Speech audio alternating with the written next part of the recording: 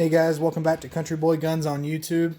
Today I wanted to talk about my personal EDC. And when I say personal EDC, I don't mean what I personally carry. I mean what I carry when I'm off on my personal time. My employer has certain rules about what we can and can't carry when we're at work. So when I'm at work, I change up what I carry. There's some stuff that I can carry at work that I don't carry when I'm off, and there are things that I carry when I'm off that I can't carry at work. So we're going to talk about what I carry when I'm off today, and let's just jump right in.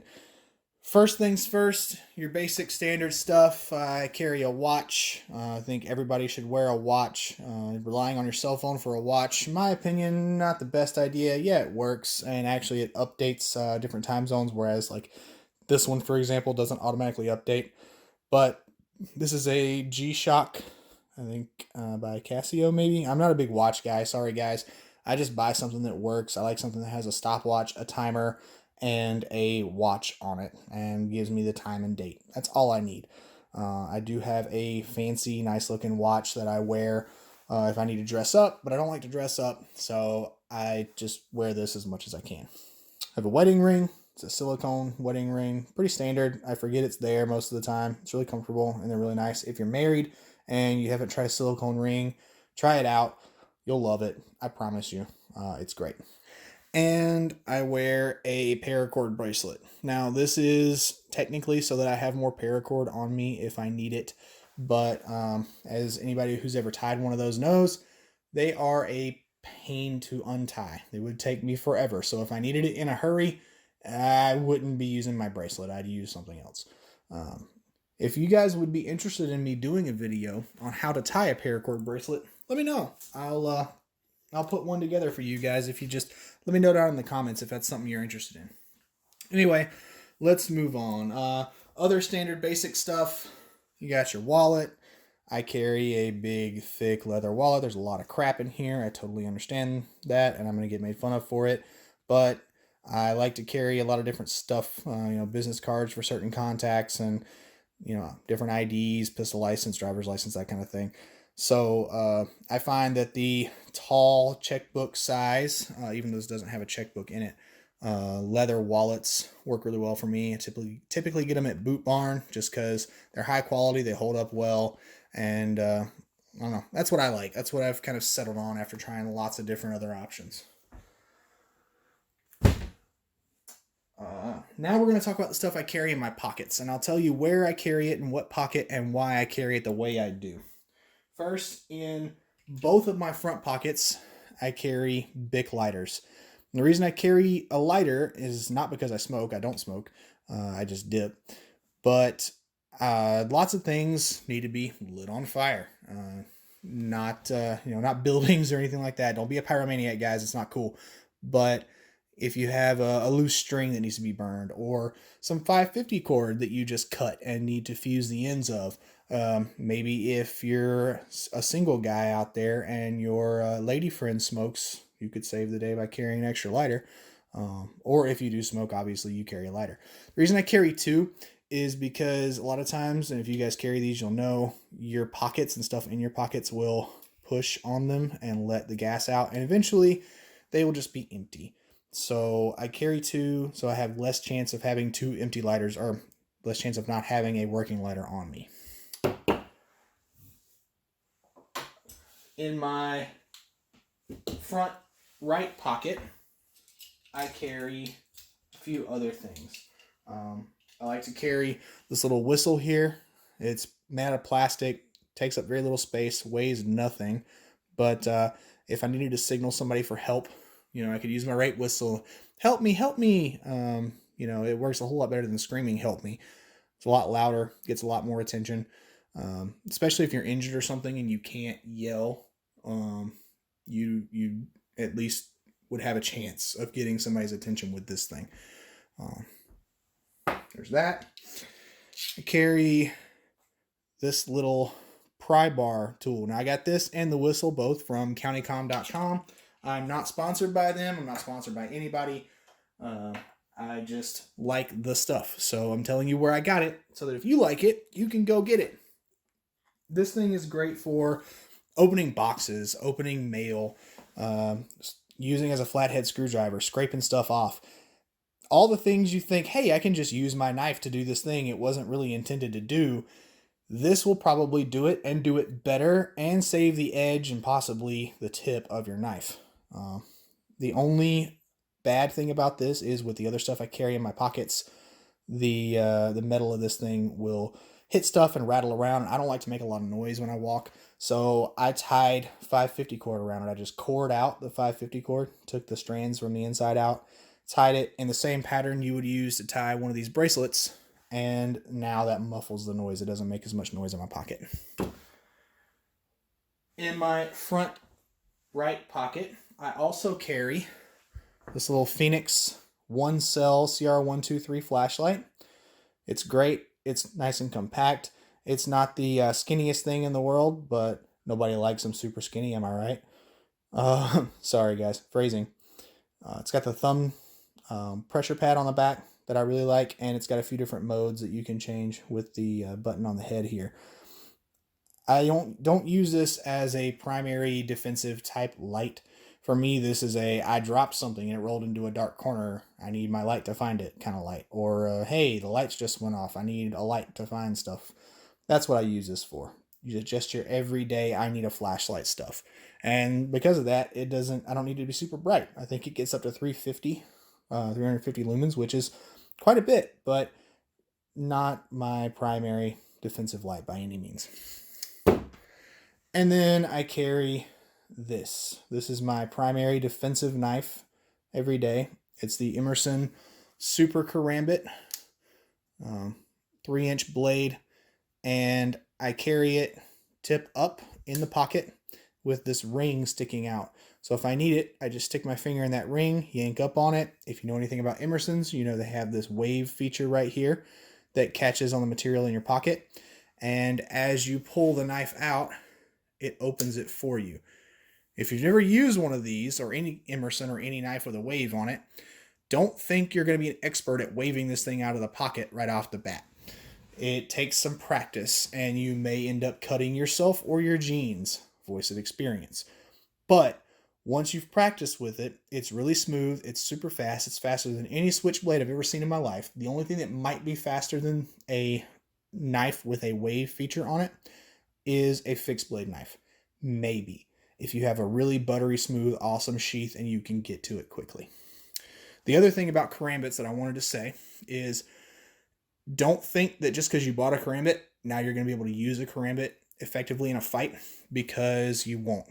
I've done training with knife fighting in my martial art, which is Krav Maga. And if you have ever done any knife fighting training, you know it's not just grab knife, put holes in and deep cuts in bad guy. It's more complicated than that, partly because the bad guy always gets a vote. And that's something that you don't see a lot of times in your head when you're playing your fantasies about being the superhero. Trust me, I do the same thing. Don't get me wrong. I like to sit and fantasize about being the hero because all guys love that, right? That's something we all do.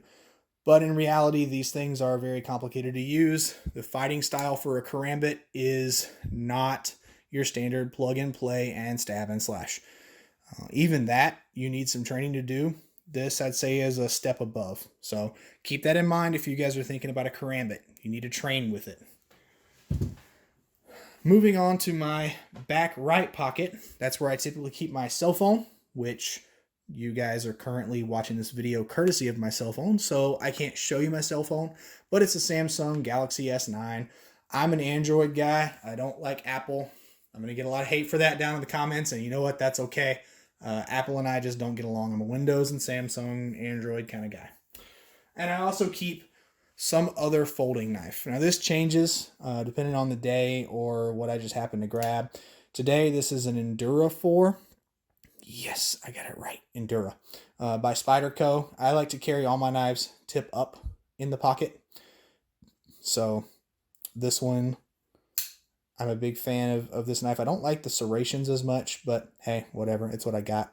And then I used the mod that I saw on Cutlery Lover for Spyderco's, which I think he got from somebody else, that basically gives you a wave feature on this knife for getting it out of the pocket, the same way that my Emerson over there works. Moving on, in my front left pocket, or my front right pocket, I'm sorry, I also carry a couple of different Victorinox knives. And now you're looking going, why does this guy carry so many knives? Well, because I like options. I like to be able to have a small, delicate knife with a very tiny tip, so to speak, for more delicate tasks. And then I like to have bigger knives for bigger tasks. For example, this one, I don't know what it's called, I'm sorry guys, has the big Phillips head driver on it. And it has your two different size blades, your bottle opener and can opener, as well as some flathead screwdrivers, and the tweezers. The tweezers on Victorinox knives are amazing, especially for getting splinters out of your skin. They're awesome. So for no other reason, you should carry a Swiss Army knife. The other Victorinox knife I carry in that pocket is the little Cadet here. Aluminum scales. If you've ever seen Nut and Fancy's videos, you've probably heard him rant and rave about the Cadet. And it is an awesome knife. I love this little thing. It came super sharp as soon as I got it. It's got a nail file, standard blade, bottle opener, can opener, 2 flathead screwdrivers. Not a whole lot going on with this knife, but it's so thin and it fits in the pocket so well, even with all this other stuff. And apparently I carry a lot of stuff. You guys are going to see, like, holy crap, this guy carries everything in the world. So anything small, thin, doesn't take up a lot of space. For me, perfect. Fits in my system well. You guys are probably going to say by the end of this video, why does he carry so much? And I couldn't carry all that weight on me. And you're probably right. You probably wouldn't like carrying as much stuff as I do. I don't mind the extra weight. I would rather have the extra capability, the extra options. So going back to Nut and Fancy, his whole firepower versus mobility discussion that he's had, his philosophy, I'm more on the firepower side of that most of the time.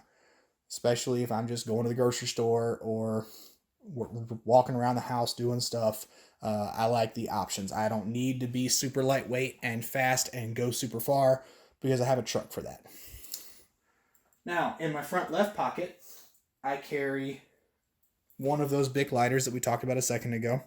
I also carry this Victorinox knife. I don't know which one this one is. Again, I'm sorry, guys.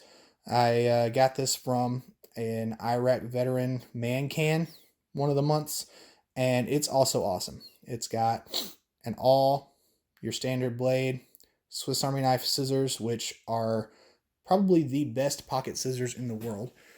They are amazing. They're nice and sharp. They're small. They work well. They give you a lot of leverage.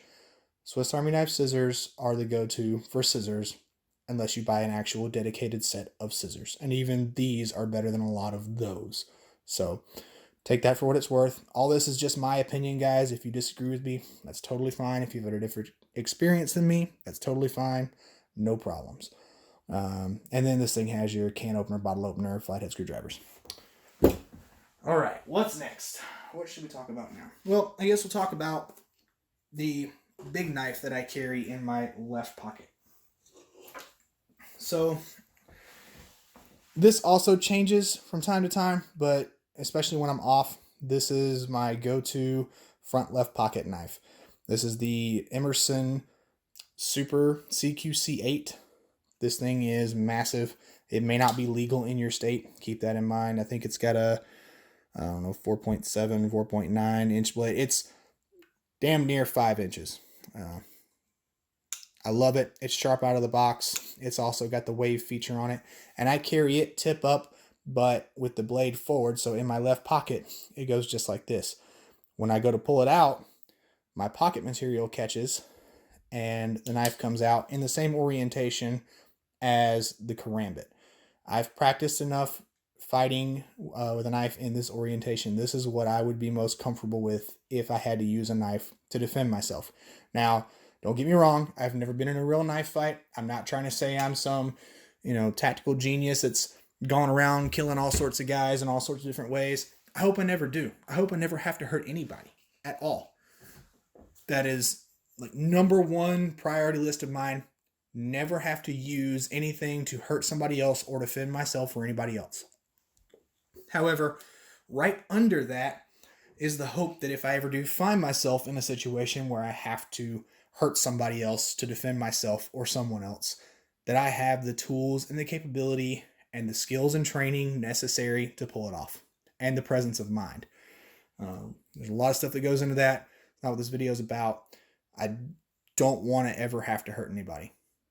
But if I'm ever forced in that situation, I hope that I'm able to. And these things enable me to do that. So, back to the gear. My back left pocket, I carry this knife. This is my Benchmade Triage. It's got a sheep's foot blade. This is billed as an EMT's knife or a medic's knife. So the idea with the sheep's foot blade, it's not very stabby, and that's intentional. You can get under stuff with this, like potentially a seatbelt or clothing or something else, and cut with it and not worry about stabbing somebody that you're trying to help out. It also has an actual rescue cutter on the back for seatbelts, clothing, etc. and so forth. This works in 99% of the situations you would need in that kind of environment where you're dealing with somebody who's had an injury and you're trying to diagnose and triage and treat it. But you may need something a little bit longer, a little bit more robust, and that's where that knife would come in. And it also has a glass breaker on the back. And the glass breaker is for automotive glass. I carry this mostly so that if I'm in a car accident or somebody that I'm with or somebody around me gets hurt, I can get a seatbelt off. I can get clothing away from a wound. I can break the glass of my vehicle so I can get out and get to safety, or get my wife out as well and get to safety. Dogs, whatever, whoever may be with us. And then in each of my back pockets, I carry a tactical pin. These are Uzi brand. They're from Amazon. They were cheap. They do actually have pins in them. They work. They're not the most beautiful things in the world, but I like them because they're cheap, they're sturdy, and if you've ever been in a training class with Kubotans and you've ever had one of these things used on you in a training environment or a real environment, you know they're effective.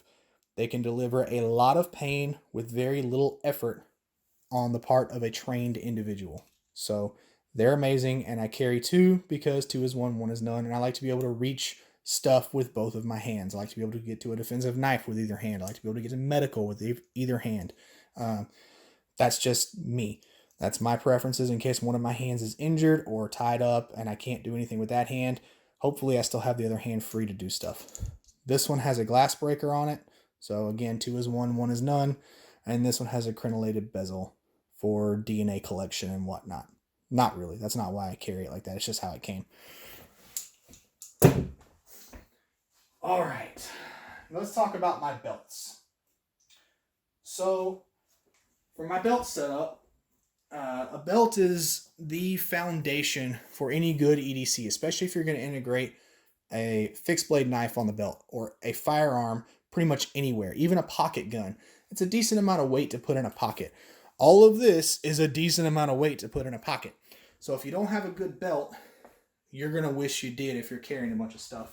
Or even if you're just carrying a gun. Move some of this out of the way.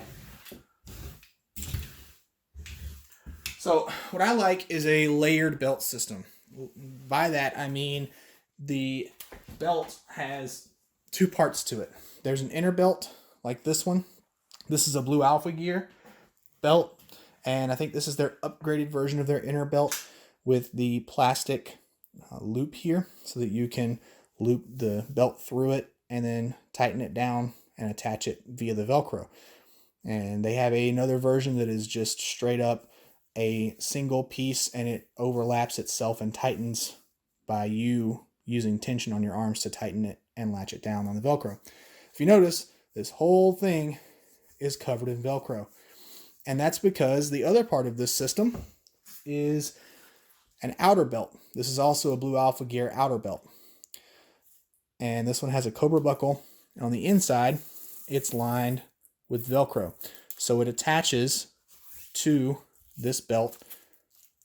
And the Velcro from the inner belt is what holds it in place.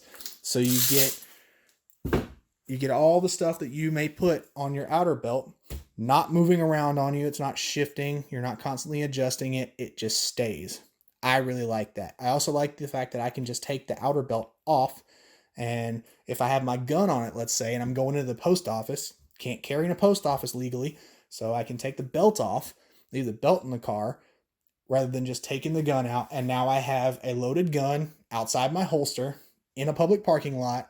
I'm trying to find somewhere safe to put it. Possibly have my wife in the car and you know, accidentally flagging her or something. That's more than I want to think about and deal with. It's easier to just take the belt off. So that's why I like this system. Again, these are both Blue Alpha Gear products, not sponsored by them. They didn't pay me. They have no idea who I am. And I just really like the products. Now, one thing about these that I'll say is notice how I'm holding them both parallel to the ground. And they're both very stiff and rigid, so to speak. Very sturdy. They don't fold and flex and collapse on you like your standard belt from Walmart or Spencer's or whatever would. That's what I mean when I say a good gun belt. Something that's going to provide a lot of support for that weight on your belt or in your pants, so to speak. I will say the outer belt that I wear every day, both to work and as a private person in my own time, is a G Code. And I love G Code. Their stuff is awesome. Everything I've gotten from them, with one very small exception that I'm about to show you, has been amazing. And I cannot recommend their products highly enough. Really friendly guys. Their customer service is awesome. If you need to call them to do something special or something, they're great. But when I ordered that outer belt, it came as a system and it came with an inner belt. And this is that inner belt that came from G Code.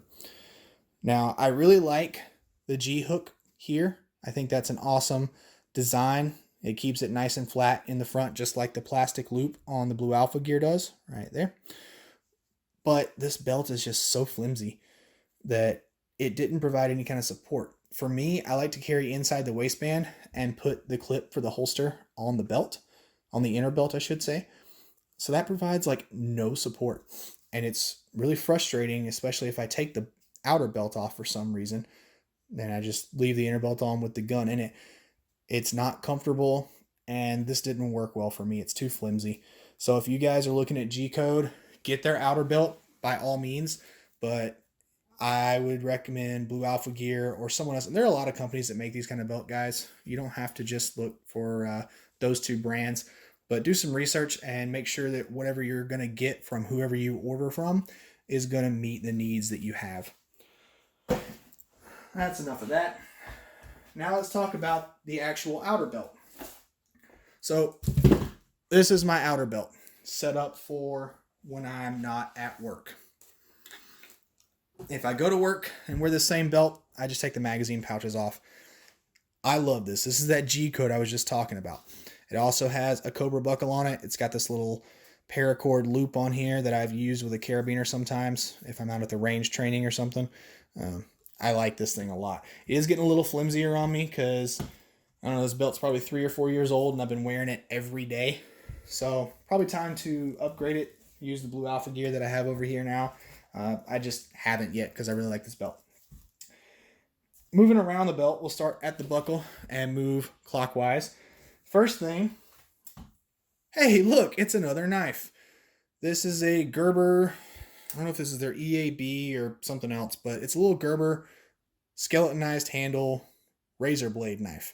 You just take this little flathead screw out, put a brand new razor blade in. When that one gets dull, you take the screw out, flip the blade around, put the screw back in. This thing is awesome. I use this for 99% of my cutting tasks, whether that's opening a new can of dip, scraping stuff out from under my fingernails, opening mail, boxes, all that stuff. I primarily use this because razor blades are cheap, they're easy to replace, they're super sharp. You don't have to worry about keeping them sharp. You just replace it. Best $10 I've ever spent. I got this one at Menards. You can get them from most places that sell knives, obviously Amazon, actual online knife retailers, but you should try one out. They're $10. If you don't like it, you're out $10. I mean, we've all spent $10 or more than $10 on holsters that we didn't like, right? So Give it a shot, see what you think. Next up, we have my dip holster. If you guys are not dippers, this doesn't interest you at all, and you think it's gross, and you would be correct. It is gross. Not gonna lie, gross habit, but I do it anyway. If you are dippers, or somebody in your life is a dipper, this may interest you, and stay tuned because there will be a review of this holster coming very soon. A little teaser there. Next, I have a B positive patch on the Velcro. I figured the Velcro's there. Might as well put the little patch on it. It doesn't stick out as much as the multi-tool sitting next to it. So why not?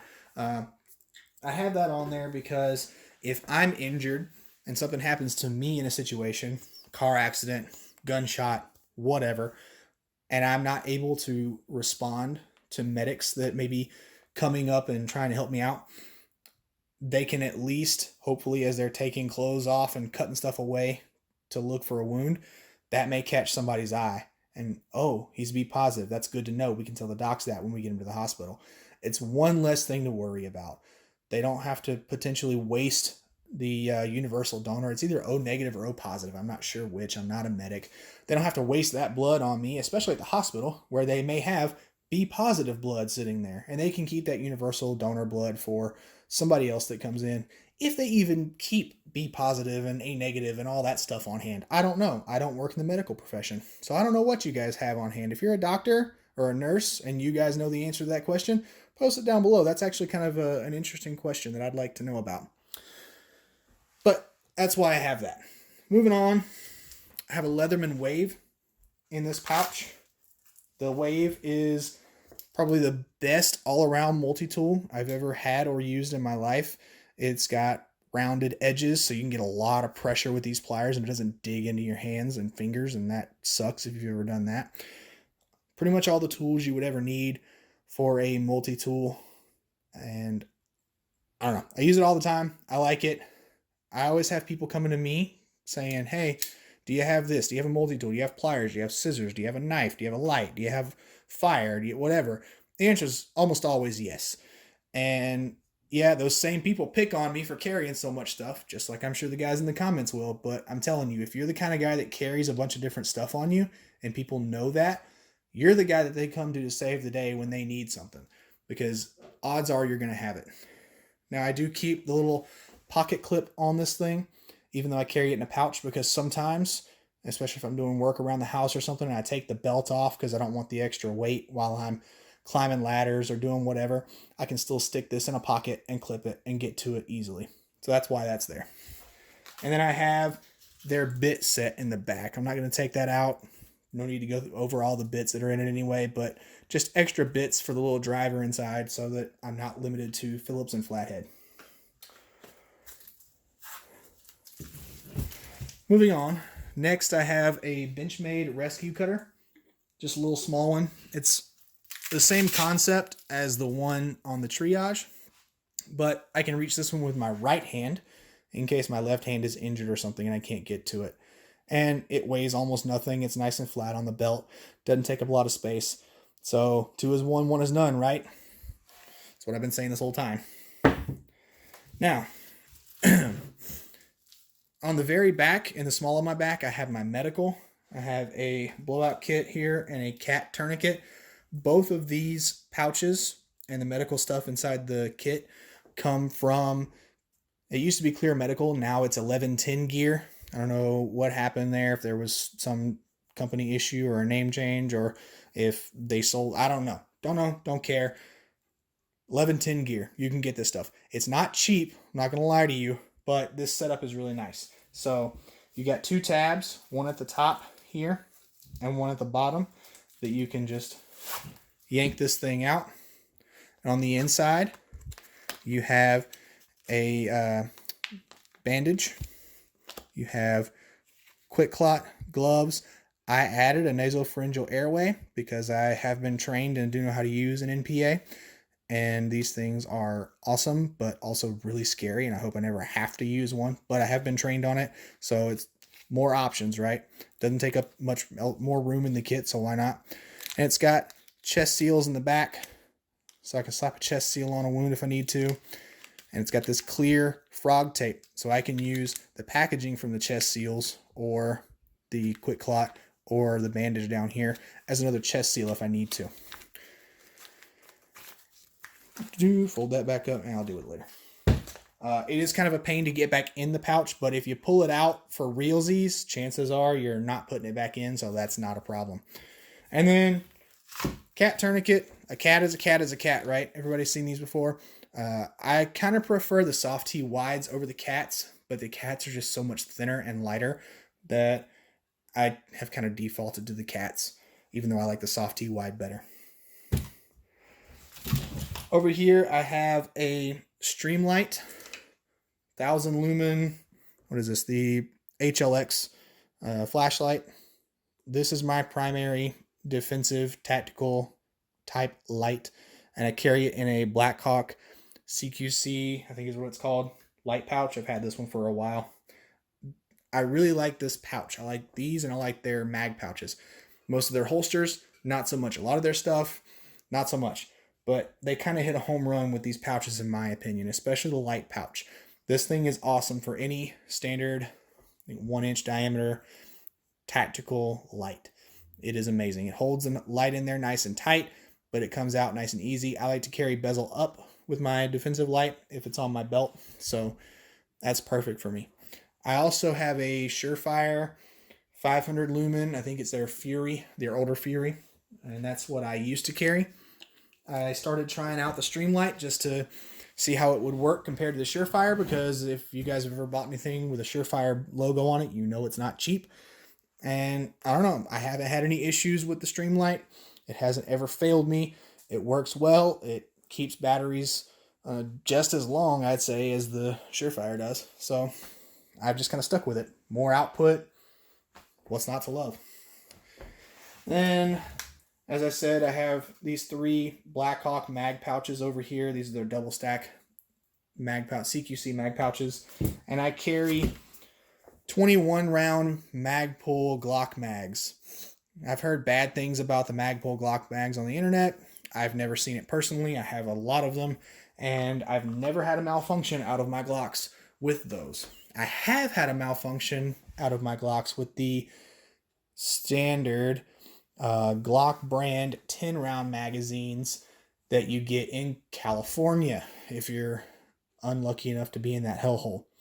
Those magazines will cause failures to feed if you're not careful. So no, sorry. I'm so happy I'm not in that state anymore. The Glock 26 mags, little ones that are supposed to be 10 rounds no matter where you are, those are great. Never had any problems with them. But like the Glock 19 mags, the Glock 17 mags, the 10 rounders, crap. I'm sorry for you guys that have to deal with that. It sucks. I had these loaded up with, I think, 147 grain, or maybe a mixture of 147 and 135 grain Hydra shocks. I'm a big fan of heavy for caliber with most rounds, especially for defensive ammo. So, and I like the Hydra shock.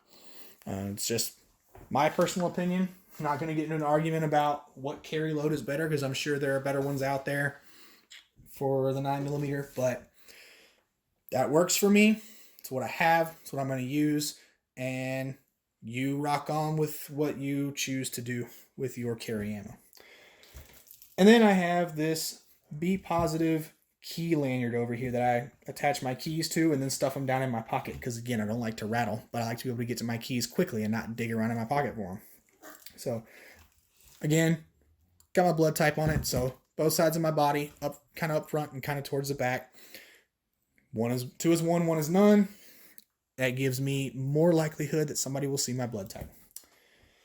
All right. Now we're going to move on to some more medical.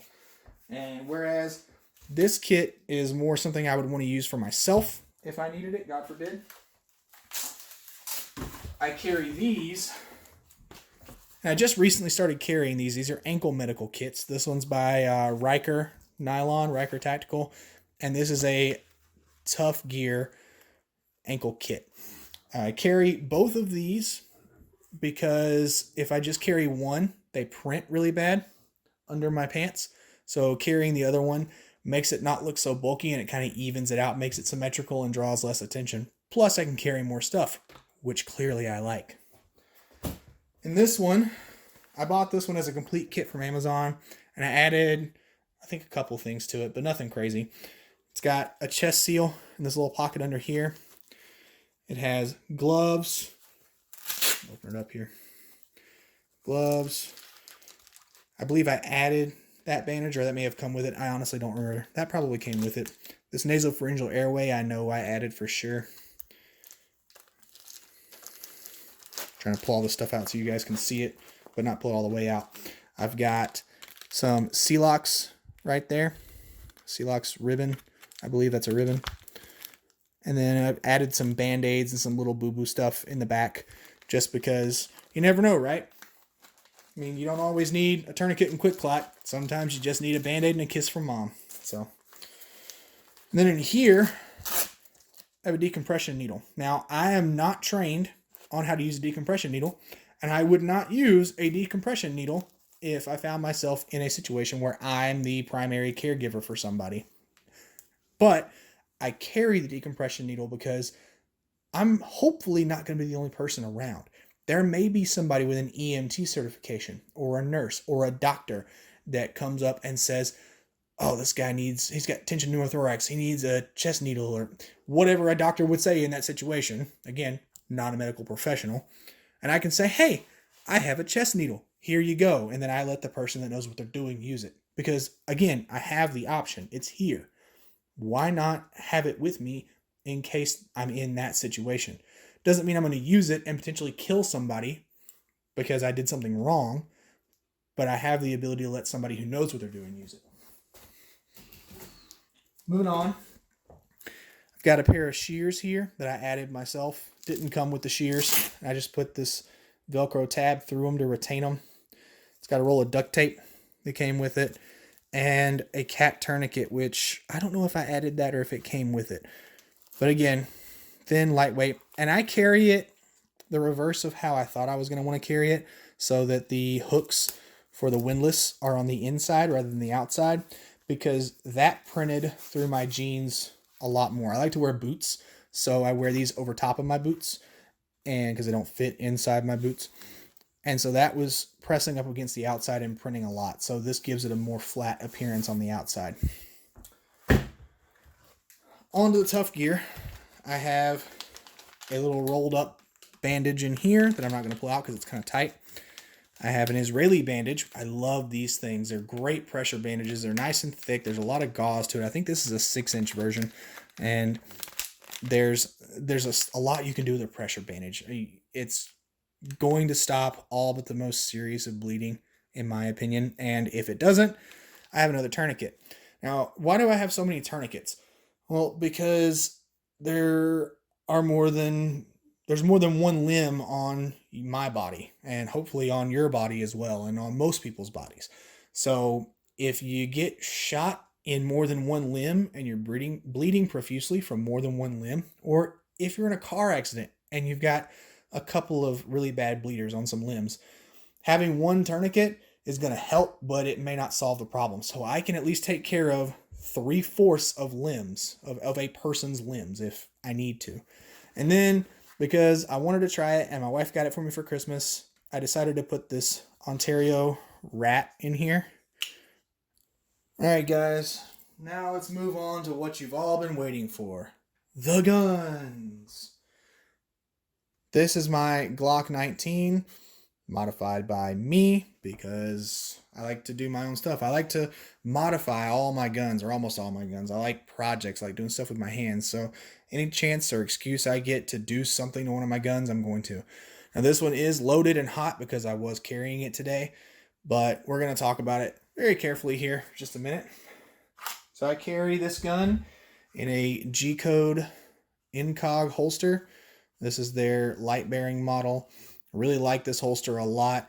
It's nice and rigid, but it will flex just a little bit if I need it to. I kind of want to get a claw mount and put on it and try that out, but I haven't done it yet. These clips are awesome. I like a single clip. It's nice and easy. It just kind of slides on and goes on the belt just perfectly. And it's easy to adjust if I need to, for sitting down, standing up, moving, whatever the case may be.